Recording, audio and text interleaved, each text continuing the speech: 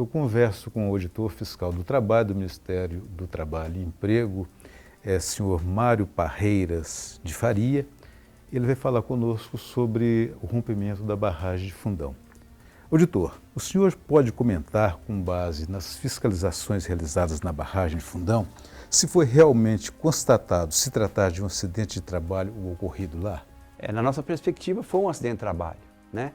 Porque existia uma atividade de trabalho, existia uma exploração uma exploração mineral, utilizando trabalhadores, né? E morreram os trabalhadores, né? Então foi um acidente de trabalho, na medida que, se não existisse mineração ali, se não existisse trabalhadores ali, né? E não existisse uma barragem, não tinha tido o acidente, né? Claro que o acidente tem uma explicação histórica, que a gente pode até comentar depois. Mas foi um acidente de trabalho que teve como consequências, além da morte de trabalhadores e a morte de 5 pessoas no subdistrito de Bento Rodrigues, né? Um impacto ambiental de proporções gigantescas, né?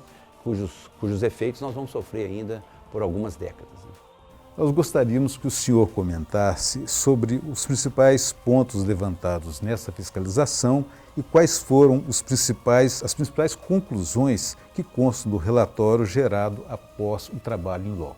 Bom, a análise documental que a gente fez com entrevista com trabalhadores da Samarco e de trabalhadores que estavam no momento do acidente na barragem, nos permitiu verificar que essa barragem, desde a época da sua operação, desde o início da sua operação, ela começou a operar em dezembro de 2009, já em abril de 2010, ela já começou a apresentar problemas de drenagem, né? Isso foi andando, tem uma história. Em 2010 ela teve essa grande surgências de água e infiltração de água nas galerias de drenagem. Eles tentaram fazer alguns consertos. Em 2012 ela teve um outro problema de drenagem. As galerias de fundo foram então plugadas, elas foram então entupidas. Criou-se então um sistema de drenagem superficial e fizeram, né, para tentar corrigir, tentar pelo menos manter a produção da barragem, fizeram uma forma de alteamento, um desvio no eixo da barragem sem o devido projeto, conforme os dados que a gente tem.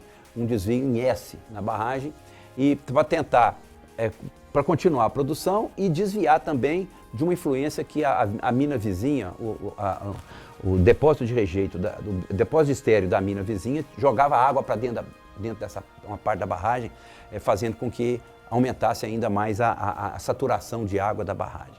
Eles fizeram esse desvio. Em 2014, ela apresentou sinais claros de saturação a nível quase de liquefação, com trincas de grande proporção, com sinais de muita umidade num determinado setor da barragem, surgências de água em vários lados da barragem, que a gente chama de ombreiras, mas principalmente na ombreira esquerda, onde ao final, em 2015, ela veio se romper, e eles tentaram então corrigir, né? Tentaram corrigir isso e ao mesmo tempo começaram a fazer trabalhos para mudar o tipo de drenagem da barragem e acertar o eixo dela.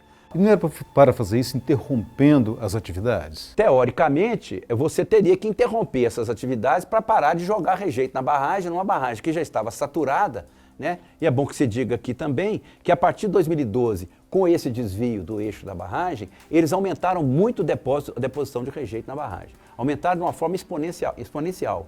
Então aumentaram mais ainda a carga de rejeito na barragem. Nós temos dados que provam isso, né? E começaram a fazer, então, a partir de 2014, todo o projeto de correção ou de levar a barragem para o seu eixo original do projeto. Mas isso necessitava uma série de medidas de drenagem e colocavam mais material em cima. Então, essas medidas, com drenagem, caminhão andando em cima, vibrações decorrentes desse material, né? Detonações na mina vizinha, que era uma mina da Vale, do Rio Doce, né? Da Vale, né? Detonação na mina vizinha. E também ocorreram pequenos sismos, né?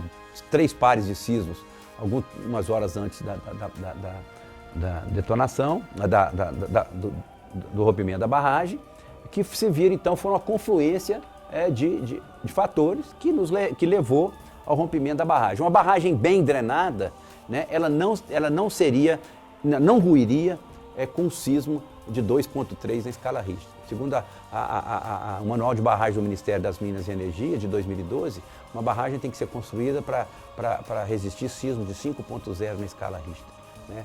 Então foram sismos relativamente pequenos que a gente suspeita, inclusive, que podem ter sismos induzidos, não sismos naturais. A forma de espaçamento entre os sismos nos permitiu inferir que são sismos induzidos pelo próprio peso da barragem. Então, todos esses fatores, né, que vieram sendo construídos ao longo da operação da barragem, levaram então com que ela não resistisse mais e começasse então a se romper exatamente no lado da ombreira esquerda, onde tinha mais sinais de infiltração, de surgências de água, que já vinha lá desde 2012, 2014, então, ou seja, foi uma sucessão de problemas, né? Claro que os técnicos tentaram corrigir isso, mas foram decisões que foram tomadas ao longo da história da barragem, né? No nossa concepção, esse é um acidente tipicamente organizacional, né? O que eu quero dizer com isso? São decisões que são tomadas pela organização, ao longo da história da operação do sistema, que levam enfim, né,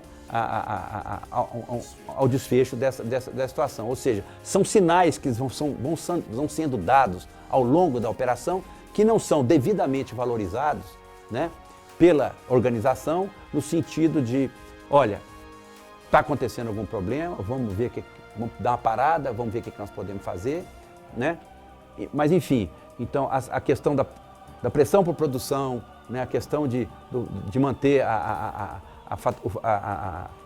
produção da empresa, né, porque você parar a barragem, você significava parar a produção, porque eles não tinham onde jogar o rejeito, né, não tinham onde jogar o rejeito, né, a não ser na barragem de Fundão, porque ao fim ela ia chegar à cota 940, quando ela rompeu, ela estava na cota 900, ou seja, 108 metros de altura em relação ao primeiro dique, o dique inicial lá embaixo, e ela ia chegar então no mesmo nível da barragem de Germano, fazendo então a barragem única. Tem-se visto na imprensa que a Samarco quer voltar com as operações lá na região.